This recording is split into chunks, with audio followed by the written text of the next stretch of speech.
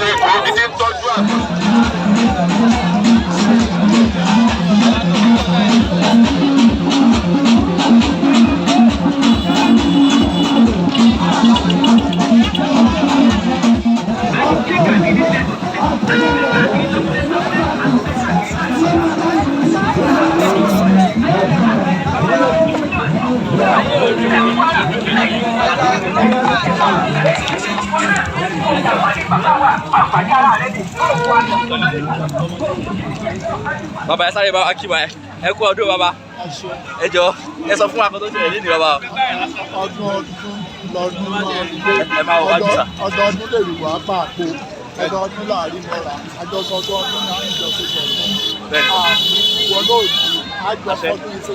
àṣẹ o bàbá ẹ jẹ bá a tó kọ yín fún. tó bá ní lójúmọ́ ajé afárúgbó lé lọ́sọ orí kókó àṣẹ o ọ̀rọ̀ àtọ́jọ́ sọ́dẹ̀ ìdìbò mẹ́rin àṣẹ o ọlọ́sọ tó lòun ọlọ́lájẹ olóògùn lájẹ àṣẹ o kó ló ṣe é ṣe gbogbo nǹkan tó bá ti lónìí àṣẹ o bàbá àṣẹ kú o ẹ bá a sọ orúkọ yín fún wa. olóyè káyọ̀dé ìgbèrú èṣù lókè báwọn èṣù àti gbọ́dọ̀ ní ti gbèsè. ẹ ṣé bàbá àgbọ̀dún. ìjọ tí òkè ẹ̀kọ́jà ń pè ní ìdàkọ́lẹ̀ ibẹ̀ náà làtọ́ lọ́mọkùnrin ti pa ó ní ìfà kéèyàn tètè wá ní lórí ìyàwó rẹ̀ èèyàn tẹ̀ tó dákú lọ gbẹlẹgbẹdẹ tó bá jáde ní pé òkú lọ́mọkùnrin ò ní dáadáa.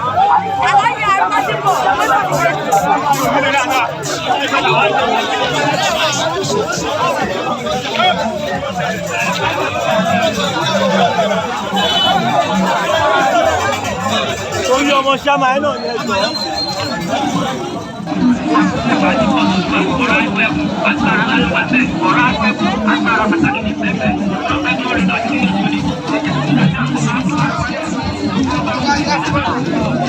Arugba is coming back now. Arugba is going back. Arugba is going back.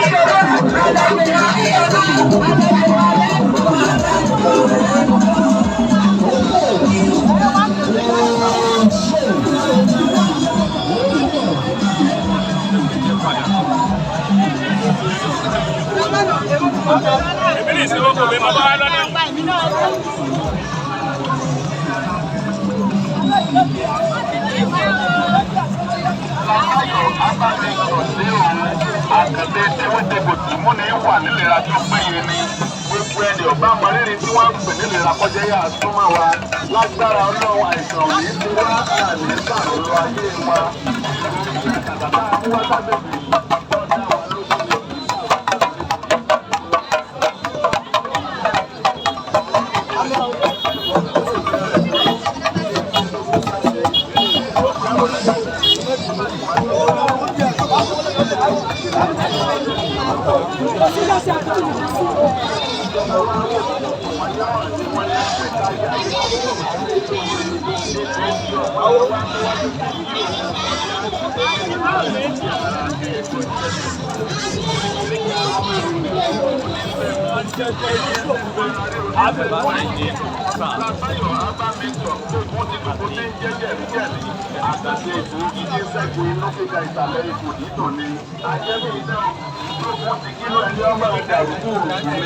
Lábáyọ̀ ọba mi tọ̀ náà ni inú ríro inú kíkà ò ní sí máa ń bá kí ní ẹ̀rọ kí èèyàn máa lè pàṣẹ fún yín ní ilé ìbùsùn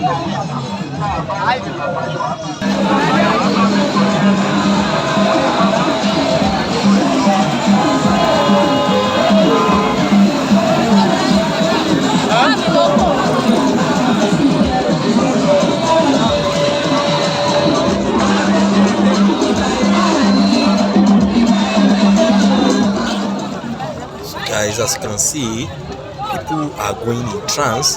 That young lady is in trance, but it's called Egun. Egun don't play Egun.